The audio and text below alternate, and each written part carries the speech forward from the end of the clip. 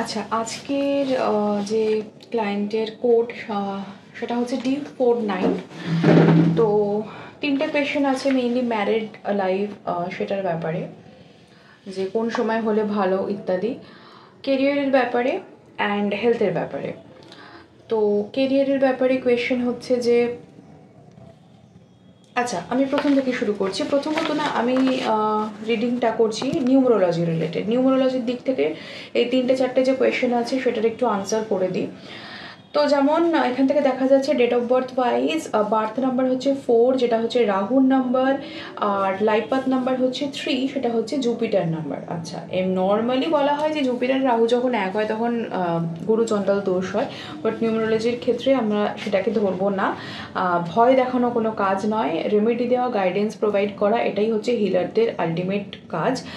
তো কি বলবো, ভালো করে শুনবে। সেটা হচ্ছে যে বার্থ নাম্বার 4 হলে কি হয়, তার লাইফের মানে তার জীবনে অনেক রকমের স্ট্রাগল থাকে, ঠিক আছে, হার্ডশিপস থাকে। কারণ 4টাকে যদি আমরা লিখি, আমি আগেও যখন আমি নিউমেরোলজি ওয়ার্কশপ করাই, শেখাই, সেই সকল স্টুডেন্টদেরও বলি, আর যারা আমার এই ধরনের রিডিং রিলেটেড অডিও ফলো করে, ভিডিও ফলো করে, তারা হয়তো এতদিনে বুঝে গেছে যে একটা দুটো কথা রিপিট করতে থাকে, বিকজ দিস ইজ ট্রু।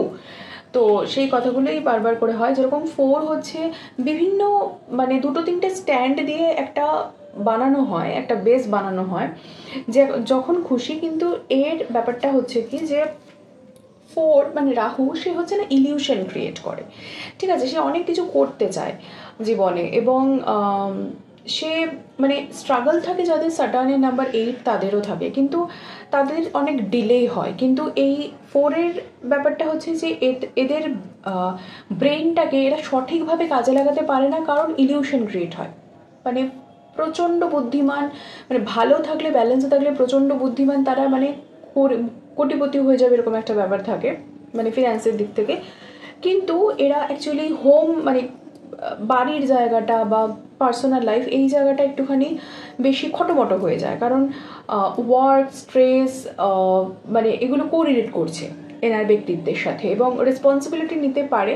কিন্তু কোথাও না কোথাও হয়তো প্রফেশনালিজমটা বেশি থাকার জন্য একটা টাইমে পার্সোনাল রিলেশনশিপের মধ্যে কিন্তু, কারণ কি ডিসিপ্লিন, একটা রুলস রেগুলেশন, এইগুলো যদি ভালো হয়, ঠিক আছে, তাহলে কিন্তু সে ছাপ্পার ফারকে পাবে। আর এগুলো যদি না থাকছে, ওই কোনো রকমে তাড়াহুড়ো করে কোনো কিছু করে নেবো, এটা মানে ইলিউশন ক্রিয়েট হয় যে আমার ফাস্ট কিছু প্রয়োজন। প্রথম কথা, পৃথিবীতে ফাস্ট কিছু হয় না, ঠিক আছে, স্লো, ধীরে ধীরে গ্র্যাজুয়ালি হবে, সেটাই মানে তার একটা মানে এক্সিস্টেন্স ক্রিয়েট হয়, সেটার মানে একটা বেস ক্রিয়েট হয়। কিন্তু যখন তাড়াহুড়ো করে কোনো জিনিস হয়ে যায়, সেটা হয়তো হয়ে গেল, বাট সেটা টেম্পোরারি হয়ে গেল, পার্মানেন্ট হলো না।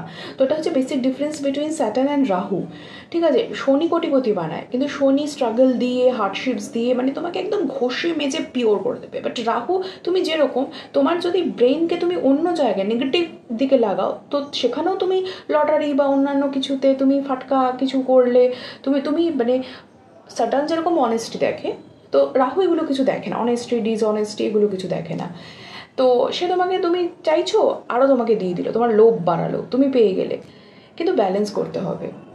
তুমি যদি রাহুকে এটা দেখাতে পারো যে তুমি আমাকে যতই ভাই লোভ লালসা দেখাও, আমি কিন্তু স্ট্রিক্ট, আমি কিন্তু প্রপার, কারণ তুমিও নিজেও 4 মানে ইটসেলফ কি, যে বিভিন্ন ধরনের এদিক ওদিক সেদিক থেকে মানে একটা মানে লাঠি সোটা দিয়ে মানে এলেও একটা বেস কিন্তু ওর ক্রিয়েট হয়, ঠিক আছে, মানে যত এদিক ওদিক থেকে হোক। আর আরেকটা 4-এর যেটা ভীষণভাবে ইম্পর্টেন্ট, যেটা আমি বললাম, যে মাথায় অনেক বুদ্ধি থাকা সত্ত্বেও নিজেকেই নিজে কেটে ফেলে। আমরা যদি একটা 4-কে আমরা যদি ভিজুয়ালাইজ করি যে আমি 4 কীভাবে আঁকছি বা লিখছি, প্রথমে একটা দাগ দিলাম 1-এর মতো, ঠিক আছে, তারপরে আরেকটা বেস হলো রাইট সাইডে, দেন ওটাকে এবারে আমি কেটে দিচ্ছি। তো অনেক কিছু সে শুরু তো করবে, কিন্তু ফিনিশ করতে পারবে না, কারণ তার তাড়াহুড়ো করে প্রয়োজন। তো এটাই হচ্ছে রেমেডি রাহুর, যে আমার যেটা প্রথম কথা আমাকে জানতে হবে যে তাড়াহুড়ো করে কিছু হবে না, একটা ডিসিপ্লিন লাইফ। রাহু তোমাকে দেখে, রাহু তোমাকে পরীক্ষা নেয়। রাহু হচ্ছে ভীষণ ট্রিকি টাইপের, দেখবে ও আচ্ছা দেখি তো, মানে আমরা যদি একটা স্কুলের কথা মানে কল্পনা করি, তাহলে মার্স বা মঙ্গল হচ্ছে ফিজিক্যাল এডুকেশনের টিচার, ঠিক আছে, ভীষণ স্ট্রিক্ট, দেখবে যে তুমি তোমার মানে শরীরের তুমি কতটুকু কি কায়িক পরিশ্রম করছো, দেন তোমাকে মানে ভালো স্ট্রিক্ট টিচার বাট ভালো, ঠিক আছে, এনার্জি বা ফায়ার প্রচণ্ড থাকছে। সাটার্ন হচ্ছে ভীষণ ডিসিপ্লিনড এবং একদম হেড মাস্টারের মতো, একদম ভীষণ মানে যে খুব অনেস্ট, যে খুব মানে একদম যে তোমাকে খুব ভালো করে পরীক্ষা করবে, হয়তো তোমার সাথে খুব স্ট্রিক্ট বিহেভ করবে, তুমি ভাববে যে একদম ভালো না, প্রচণ্ড খরুস টাইপের, কিন্তু আলটিমেটলি সেই তোমাকে মানে ভরে দেবে। হয়তো তুমি পাশ করে বেরিয়ে গেলে, তুমি কয়েক বছর পর তুমি দেখতে পেলে যে তোমাকে যা মরাল শিখিয়েছিল, তোমাকে যা লেসন দিয়েছিল, মানে সেটা তোমার লাইফ লং লাগছে, এবং যা তুমি তার থেকে নিয়েছো দ্যাট ইজ বিয়ন্ড এভরিথিং, মানে তুমি একদম পিওর হয়ে বেরিয়েছো। সে হয়তো খরুস ছিল, কিন্তু তোমাকে একদম সে একদম জেম করে দিয়েছে, ঠিক আছে। তো এরকম। আর রাহু হচ্ছে তোমার সাথে দুষ্টু মিষ্টি কথা বলবে তোমাকে, তুমি যেদিকে ফাঁদে পা দিচ্ছ তো তোমাকে আরও প্রভোগ করবে, আরও তোমাকে পোক করে দেবে যে চলো চলো চলো দাও পা দাও, এবার মজা নেবে নিজে, ঠিক আছে, মানে দুষ্টু টাইপের। কিন্তু যদি তুমি তাকে দেখাতে পারো যে তুমি আমাকে যতই প্রলোভন দেখাও, আমি তোমার প্রলোভনে তোমার মানে পাতা ফাঁদে পা দেব না, তবে গিয়ে তুমি বাজিমাত করতে পারবে। কেউই খারাপ নয়, সবাই তোমাকে পর্যবেক্ষণ করে, ঠিক আছে। প্রত্যেকটা গ্রহ আমাদের মানে ব্রেনটাকে আমরা যদি, যেহেতু তার মাথাটা আলাদা ধর থেকে, তো সেই কারণে আমরা যদি কোনো নেগেটিভ এন্টিটির ক্ষেত্রে, মানে এখানে যদিও ডেমন বা নেগেটিভ এন্টিটি এসব বলা উচিত নয়, বাট তবুও মানে যদি মাথাটা হয় হচ্ছে রাহু, মানে ধরটা শরীরটা বা পেছনের অংশটা মানে নিচের অংশটা হচ্ছে কেতু, তো দুটোরই ভীষণ সিগনিফিকেন্স আছে।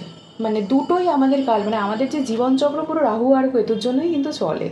অন্যান্য গ্রহরা সবাই ওপর থেকে বসে বসে দেখবে, বাট আমাদের টোটাল ঘোরাচ্ছে হচ্ছে রাহু আর কেতু, ঠিক আছে। সেগুলো আমরা বুঝি না, আমরা শুধু ভয় পাই। ভয় পেলে কিছু হবে না, ভয় পেলে ভয় পেয়েই থাকবো।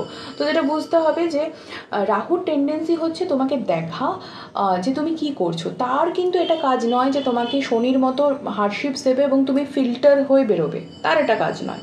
তোমাকে নিজেকেই প্রুভ করতে হবে যে আমি জেম, তবে সে তোমায় ছাপ্পার ফাড়কে দেবে, আদারওয়াইজও তোমাকে ছাপ্পার ফাড়কে দেবে, কিন্তু আবার নিচে তুমি পড়ে যাবে। কিন্তু তোমার মধ্যে যদি পারসিস্টেন্স থাকে, একটা কনসিস্টেন্সি থাকে, তাহলে তুমি ছাপার ফাড়কে পাবে এবং সেটাকে, সেই ওয়েলথটাকে তুমি রাখতে পারবে, স্টেবল করতে পারবে। তো নিজের রাহুকে নিজেকে এভাবে ঠিক করা যায় যদি আমরা ব্রেনটাকে, মানে ব্রেনের যদি পাওয়ারটাকে আমরা কন্ট্রোল করতে পারি, যাতে আমরা ভুল পথে পা না বাড়াই, ঠিক আছে। তো সেই জায়গা থেকে যেটা বলছি যে birth number 4, responsibility, work stress, এই সমস্ত কিছু থাকবেই।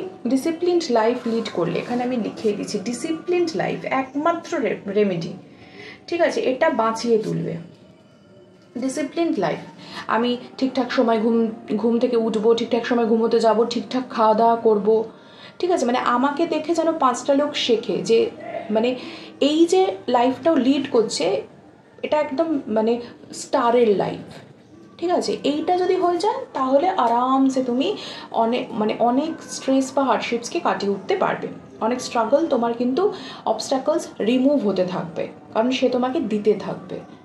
তো তোমাকে নিজেকে প্রুভ করতে হবে। আচ্ছা, এটা হচ্ছে বার্থ নাম্বারের ক্যারেক্টারিস্টিক্স, ঠিক আছে। কিন্তু আফটার 35 এখন যদিও ছোট, তো অনেকটা মানে বেশ কিছু সময় রয়েছে, তো চিন্তার কারণ নেই। আফটার 35 না জুপিটার অ্যাক্টিভেট হচ্ছে।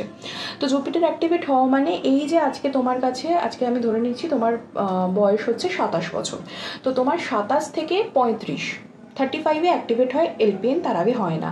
তো এই যে 8 বছর আছে, 8 বছর তোমার কাছে অনেকটা সময়, একটা পুরো মানে সংখ্যাতত্ত্বর বিচারে একটা গোটা সাইকেল প্রায় হয়ে যাচ্ছে। বিকজ 8 বছরে মানে বেসিক্যালি হয় কত, 1 থেকে 9, প্রত্যেকটা বছর আলাদা আলাদা বছরের মানে একটা একটা ভাইব্রেশন থাকে। তো যেমন এই বছরটা তোমার ভাইব্রেশন হচ্ছে 3, ঠিক আছে। তো তুমি 2023-এ তোমার একটা সাইকেল শুরু হয়েছে 2023-তে, রাইট। এবার 2024-এ হচ্ছে 2, 2025-এ হচ্ছে 3, এইভাবে মানে 4, 5, 6, 7, 8, 9 করে তোমার মানে হবে, ঠিক আছে। ধর 2032 এরকম অবধি তোমার একটা সাইকেল থাকবে। তো সেই সাইকেলে সবে তুমি পড়েছো 3, এখন তোমার পার্সোনাল ইয়ার 3, রাইট?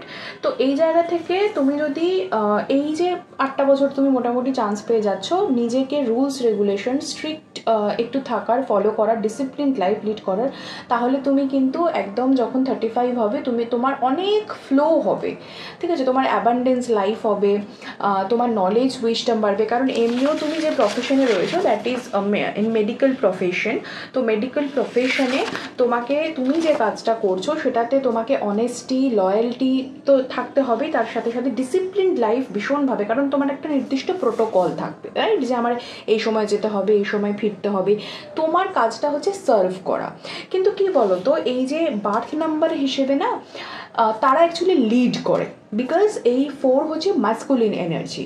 তো সার্ভ করে কারা? যারা ফেমিনিন এনার্জি হয়। তো তোমার যেহেতু 6-এর ভাইব্রেশন থাকলে তুমি যে প্রফেশনে আছো না সেটা খুব ভালো হতো। তো ইন ফিউচার, আমি কথা বলছি, ইন ফিউচার যদি তুমি যে প্রফেশনে আছো সেটাকে তুমি রাখো, মানে সেটা খুবই ভালো, সেটা এমন একটা প্রফেশন যে আমি নিজেই বলবো যে মানে সেটা খুব ভালো, সেটা সার্ভ করা, মানে সেটা one kind of remedy, because তুমি অন্যের জন্য কাজ করবে, তুমি যতই পয়সা ইনকাম করো। এখানে এই যে আমি রিডিং করছি বা আমি কারোর হিলিং করে দিচ্ছি, আমি কি পয়সা নিচ্ছি না? ডেফিনেটলি, বিকজ এনার্জি এক্সচেঞ্জ হচ্ছে। তো তুমি তোমার এফোর্ট দিচ্ছ, তুমি তো পয়সা পাবে, খুব স্বাভাবিক ব্যাপার। কিন্তু তোমার যেহেতু ম্যাসকুলিন এনার্জিটা বেশি, সেই কারণে তুমি যদি মানে নিজে কিছু রুল করো বা নিজে তুমি কোনো কিছু তৈরি করলে, কোনো ল্যাব তৈরি করলে, কি মানে সেখানে মানে বেশ অনেকটা যদি কাইন্ড অফ বিজনেস মতো যদি এরকম হয়, বিকজ এখন যা ডে টু ডে লাইফ, ঠিক আছে, এভরি ওয়ান মানে প্রত্যেকেই ধরো একটা বিজনেস বা একটা এন্টারপ্রেনিয়রশিপ এগুলোর সাথে জড়িত বা যুক্ত।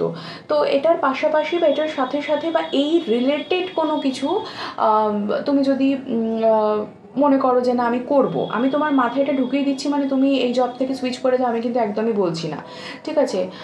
আমি বলছি এটার পাশাপাশি যদি তুমি করতে পারো সেদিকেও কিন্তু টেন্ডেন্সি রয়েছে লিড করার মতো, ঠিক আছে? এবং আমি তোমাকে আরও একটা কথা বলি, ধরো এই জিনিসটা যেটা আমি তোমাকে বললাম সেটা হচ্ছে না, তো ইন দ্যাট কেস তুমি ভালো করে পড়াশোনা করো, ঠিক আছে? তুমি ভালো করে পড়াশোনা করো, কারণ তুমি যে পজিশনে আছো তার থেকেও হায়ার পজিশনে যাওয়া যায়, ঠিক আছে? পজিশনের তো শেষ নেই। হায়ার পজিশনে গিয়ে তুমি ধরো একটা বড়, আমি এখানে বলেই দিচ্ছি, ঠিক আছে, তুমি ধরো মেট্রন বা এরকম পজিশনে তুমি যেতে পারো, হায়ার পজিশনে যেতে পারো, যেখানে তোমার আন্ডারে অনেকে থাকবে, সেই রকম পজিশন কিন্তু তোমাকে অ্যাট্রাক্ট করবে। সো ট্রাই ইওর বেস্ট, তুমি কিন্তু বেস্ট জায়গাতে যাওয়ার ক্যাপাবিলিটি তোমার মধ্যে রয়েছে, বিকজ সবার মধ্যে কিন্তু লিডিং পাওয়ার থাকে না, লিড করার ক্যাপাবিলিটি কিন্তু থাকে না। সো ডিভাইন তোমাকে ওটা কিন্তু দিয়ে দিয়েছে। এবং যেহেতু এলপিএন মানে তোমার আফটার 35 জুপিটার অ্যাক্টিভেট হচ্ছে, তো তোমার নলেজ, তুমি যদি এখন ঠিকঠাক পথে চলো, ঠিকঠাক করে করতে পারো, ডিসিপ্লিন লাইফ লিড করতে পারো, ভালো করে পড়াশোনা করতে পারো, আফটার 35 ফ্লো হবে খুব, ঠিক আছে? তো নলেজ উইজডম বাড়বে এবং ডেফিনেটলি ফিনান্সের জায়গাটা কিন্তু ডেফিনেটলি তুমি বুঝতেই পারছো। আজকে যে তুমি একটা ধরো ইন্টার্নশিপ করে একটা ভালো চাকরি করছো বা করবে, যাই হোক না কেন, একটা ক্যাম্পাসিং হবে, কিন্তু তুমি যদি পরীক্ষা দাও, ভালো পড়াশোনা করো, ভালো জায়গায় রিচ করতে পারো, তাহলে তো তোমার পয়সা বাড়বেই খুব স্বাভাবিকভাবে, ঠিক আছে? তো এটা কিন্তু তোমার মধ্যে রয়েছে, তো সেদিকে ডেফিনেটলি কিন্তু কনসেন্ট্রেট করবে, খুব ভালো হবে। আচ্ছা, এটা নিউমারোলজির দিক থেকে গেল। আচ্ছা, আর তোমার রিডিংয়েও অ্যাবান্ডেন্স এসেছে, ঠিক আছে? তোমার রিডিংয়েও abundance, don't worry, very positive. তো তোমাকে যে রেমেডি বললাম, তোমাকে যে বললাম যে স্ট্রিক্ট ফলো করো, রুলস রেগুলেশন ফলো করো, পড়াশোনা করো, তোমার ভালো রয়েছে। আর সবসময় কনফিডেন্স রাখবে, ঠিক আছে? কনফিডেন্স রাখবে, একদম ফিয়ারলেস মনোভাব। তোমার জন্য যে মেসেজটা চ্যানেলাইজ হচ্ছে দ্যাট ইজ ফিয়ারলেসনেস, ঠিক আছে? তোমার কিন্তু ফিয়ারলেস হতে হবে, যে আই এম পাওয়ারফুল। তুমি এটা অ্যাফার্ম করতে পারো, I am powerful, I am powerful, I am energetic, I am strong, ঠিক আছে? এগুলো তোমাকে আরও বেশি এম্পাওয়ার করবে তোমার সব কিছুতে, ঠিক আছে? তো এই কথাটা মাথায় রাখবে, কেরিয়ার ইজ গুড। এই জিনিসগুলো যেগুলো আমি তোমাকে বললাম, যে মাথা যদি মানে যাকে পরিষ্কার কথায় যে মতিভ্রম হওয়া যাবে না, লোভে ফাঁদে পা দেওয়া যাবে না, ঠিক আছে? সৎ পথে স্ট্রিক্ট আমাকে রুলস রেগুলেশনের মধ্যে থাকতে হবে, তার বাইরে যাওয়া যাবে না। এগুলোর টার্মস কন্ডিশন, এগুলোকে যদি ফলো করছো, you will be abundant in your life. Okay, next চলে আসছি তোমার ম্যারিড লাইফের ব্যাপারে। আচ্ছা, নিউমারোলজির দিক থেকে তুমি যেহেতু মানে বেশি চান্স রয়েছে 2025 করলে হতো, 2026 এগেইন তোমার মানে রাহুর নাম্বার হচ্ছে। এ ব্যাপারটা হচ্ছে যে তুমি যদি ডিসিপ্লিন লাইফ রেখে তোমার রাহুকে মানে কি বলবো ওটাকে মানে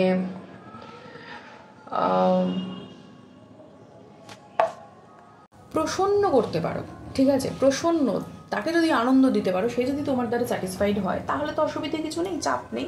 কিন্তু ডেফিনেটলি পরের বছর স্ট্রেস, রেসপন্সিবিলিটি, ডিউটি এগুলো বাড়বে, কারণ যদি তুমি বিয়ে করছো তাহলে একটা ম্যারিড লাইফ, একটা ওয়ার্ক লাইফ, দুটোকে ব্যালেন্স করতে হবে, তোমার বয়সও বেশি নয়, তো সব কিছু মিলিয়ে একটু টালমাটাল হওয়ার সম্ভাবনা রয়েছে। বাট ওই যে বলছি, রুলস, রেগুলেশন, ডিসিপ্লিন এগুলো ফলো করলে অনেকটা তুমি ব্যালেন্স করতে পারবে।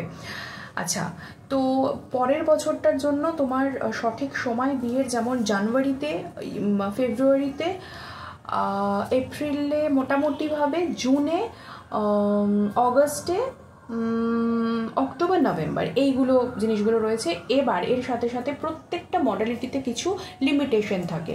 এবার আমার as a healer, as a researcher, এটা কাজ যে সবগুলোরই টার্মস কন্ডিশন বলে দেওয়া, লিমিটেশন বলে দেওয়া।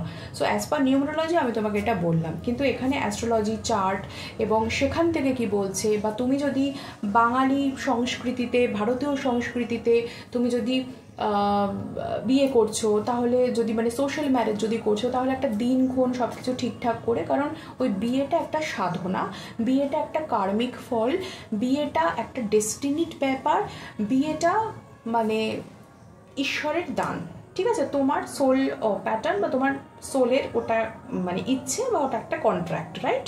তো সেই জায়গা থেকে ভালো করে মানে সেই মানে দিনক্ষণ, তিথি, নক্ষত্র সব কিছু দেখে, দুজনের দেখে ভালো করে বিচার করাটা বেশি প্রয়োজন সে এক্ষেত্রে, ঠিক আছে? আচ্ছা, ম্যারিড লাইফের ক্ষেত্রে যে কার্ডগুলো উঠে এসেছে সেটা হচ্ছে, একদম চিন্তা করো না, তোমার মানে যাকে চুজ করেছো বা তার সাথে তোমার লাইফ ডেফিনেটলি ভালো হবে, অসুবিধে কিছু নেই।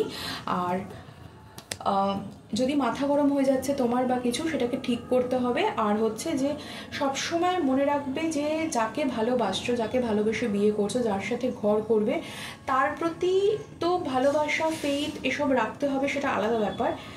যখন কিছু চ্যালেঞ্জেস আসছে, ঠিক তোমার মতো করে হচ্ছে না, তখন only one solution for you is to be devotee. Devotion is your protection, ঠিক আছে? তোমার জন্য ঈশ্বর রয়েছেন, তোমার জন্য তোমার মা রয়েছেন, রাইট? তোমার জন্য তোমার বাবাও রয়েছেন, সবাই রয়েছেন। তো তোমাকে ব্লেসিংস বা ইউনিভার্স সেই ব্লেসিংসটা দিয়ে দেবে, যেখান থেকে তুমি প্রোটেকশন পাবে, সেখান থেকে তুমি অনেক গাইডেন্স পাবে। তো এরকম যদি কোনো সিচুয়েশন আসছে, এরকম খুব একটা হবে না, বাট যদি আসছে, তুমি সবসময় মনে রাখবে যে ডিভোশন ইজ দ্য প্রোটেকশন, ঠিক আছে? তোমাকে সারেন্ডার করতে হবে নিজেকে টু দিস ইউনিভার্স, যে আমার আর ভাল লাগছে না, আমি কিছু করতে পারছি না, আমি সত্যি আর নিতে পারছি না, আমার এসব পছন্দ নয়, কিন্তু তাও আমার সাথে হচ্ছে, আমি যেন হেরে যাচ্ছি, আমি কিছু জানি না যে আমি কি করব, আমি তোমাদের সন্তান, আমাকে তোমরা দেখো, আমি আমাকে তোমাদের কাছে সঁপে দিচ্ছি। এবার যাদের ম্যাসকুলিন এনার্জি বা 4 এনার্জি, তারা না নিজেদেরকে খুব ভালোভাবে সারেন্ডার করতে পারে না। তো তোমার কাছে এটা চ্যালেঞ্জ যে তুমি মানে মাস্কুলিন এনার্জি হওয়া সত্ত্বেও, তোমার মধ্যে রিজিডিটি থাকা সত্ত্বেও তুমি কিভাবে নিজেকে সারেন্ডার করছো, এটা হচ্ছে তোমার চ্যালেঞ্জ। এটাকে আমি তোমাকে বলে দিচ্ছি, এইগুলোই হচ্ছে গাইডেন্স, ঠিক আছে? যে এই জায়গাতে একটা লাইফস্টাইল চেঞ্জ, যেখানে আমি তোমাকে বলিনি, আমি কাউকে বলি না যে 50,000 টাকার একটা জেমস্টোন তুমি পড়ো, 1 লাখ টাকা খরচা করে জেমস্টোন নাও। আমি ম্যাক্সিমাম যারা হিলিং নিজে করতে পারেন, আমি সবাইকে বলি নিজে শেখো, নিজে করো, নিজে প্র্যাকটিস করো, আমার উপর ডিপেন্ডেন্ট হতে হবে না, বিকজ আমি সবসময় না থাকতে পারি, আমি সবসময় অ্যাভেলেবেল থাকি না, ঠিক আছে? এবং অ্যাভেলেবিলিটির জন্য না আমি নাই থাকতে পারি, আমি পৃথিবীতেই না থাকতে পারি, তখন কি হবে? তো তখন নিজে যতটুকু জানো, যতটুকু আমি দিতে পারছি আমি দিয়ে দেবো, শিখে নাও, নিজে প্র্যাকটিস করো। যদি সেটা সময় না হচ্ছে, দেন সেকেন্ড হিলিং মডালিটি, যে তোমার সময় নেই, তখন তুমি অন্য কোনো মিডিয়ার ওপর ডিপেন্ডেন্ট, দ্যাট ইজ ক্রিস্টাল, যাকে অ্যাটিউন করে সেই হিলিং দিয়েই আমি তোমাদের কাছে পাঠাচ্ছি এবং কাজ করছি, এবং সেটাকে অ্যাকসেপ্ট করতে হবে। ওই ভুজুং বাজুং কিছু একটা দিয়ে দিল, আদৌ কাজ হচ্ছে না, এইরকম ভাবলে হবে না। তো যাই হোক, তো এইটাই হচ্ছে তোমার মেইন রেমেডি। তো নিজের চ্যালেঞ্জেসগুলো সেগুলোকে অ্যাকসেপ্ট করে, যে নেগেটিভ জিনিস রয়েছে, যে পজিটিভ জিনিস রয়েছে, পজিটিভটাকে আমি আরও স্ট্রং করব, নেগেটিভগুলোকে বুঝে সেটাকে মানে যাতে আমার লাইফ থেকে সেটা ডিপ্লিটেড হয়ে যায়, আমি সেই চেষ্টাটা করবো। এই হচ্ছে ব্যাপার। আর একটা কোয়েশ্চেন যেটা ছিল তোমার হেলথ রিলেটেড, তো দেখো তোমার যদি হেলথ এখন খারাপ থাকছে বা তোমার যদি নিজের মনে হচ্ছে আমি খুব একটা হেলদি এখন নই, ঠিক আছে, in that case within few weeks তুমি রিকভার করবে, 1 নম্বর, ঠিক আছে। আর তোমাকে যেটা মনে করতে হবে, তোমার ফিজিক্যাল প্রবলেমের থেকেও তোমার কনফিডেন্স ল্যাক হওয়ার জন্য তোমার ফিজিক্যাল প্রবলেমটা ম্যানিফেস্ট বেশি হচ্ছে। কথাটা বোঝাতে পারলাম? তো তোমাকে মানসিকভাবে সুস্থ থাকতে হবে। মানসিক সুস্থতা তোমাকে শারীরিকভাবে সুস্থ করে তুলবে। তুমি কোথাও না কোথাও তোমার কনফিডেন্স ল্যাক হচ্ছে বলে তোমার এরকম মনে হচ্ছে যে আমি অসুস্থ, কিন্তু অতটা অসুস্থতা কিন্তু তোমার শরীরের মধ্যে কিন্তু বাসা বাঁধেনি। তুমি যদি দেখো ব্যালেন্স করার জন্য মেডিটেট করো, তুমি একটু কাম যদি হয়ে যাও, তুমি কনফিডেন্সকে গ্রো করাও নিজের মধ্যে, অটোমেটিক্যালি যদি রিপোর্টে কিছু ধরাও পড়ছে খারাপ, ইন দ্যাট কেস অলসো তুমি কিন্তু হিল হতে থাকবে তাড়াতাড়ি। তোমার total physical problem is totally 100% related to your mental instability, ঠিক আছে।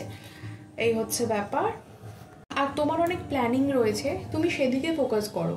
তোমার এই মানে মেইনলি আমি হেলথের ব্যাপারে বলছি, সেটা কিন্তু বড় ইস্যু নয় তোমার জন্য। এখান থেকে 2-3টে কার্ড এসেছে, সেই জায়গা থেকে সবকটাকে ডিকোড করেই আমি বলছি যে তোমাকে বলা হচ্ছে যে তুমি আননেসেসারি এটার ব্যাপারে বেশি তোমার ফিয়ার হচ্ছে, ঠিক আছে। আগের কার্ডে কি এসছে সেটা বললাম, এবার আরেকটা নতুন কার্ডে এটা এসেছে যে আননেসেসারি তোমার ফিয়ার, তুমি তোমার ফোকাসটা অল্টারনেটিভ জায়গাতে তুমি দাও, অন্য জায়গায় যেটা তুমি করতে চাইছো, মানে এটা আননেসেসারি, এটা খুব একটা এদিকে চিন্তা ভাবনাই করো না। যদি মনেও হচ্ছে যে আমি অসুস্থ, তো তোমার মনে হতেই পারে আমি তো অসুস্থ, আমি মেডিসিন নিচ্ছি বা ডক্টর আমাকে এই বলেছে, কিন্তু সেটা মেইন ফোকাসের জায়গা নয়, ঠিক আছে। Believe in your abilities as Hanumanji believed in his strength and devotion to Ram. Self-confidence and belief in your potential are crucial, very, very crucial.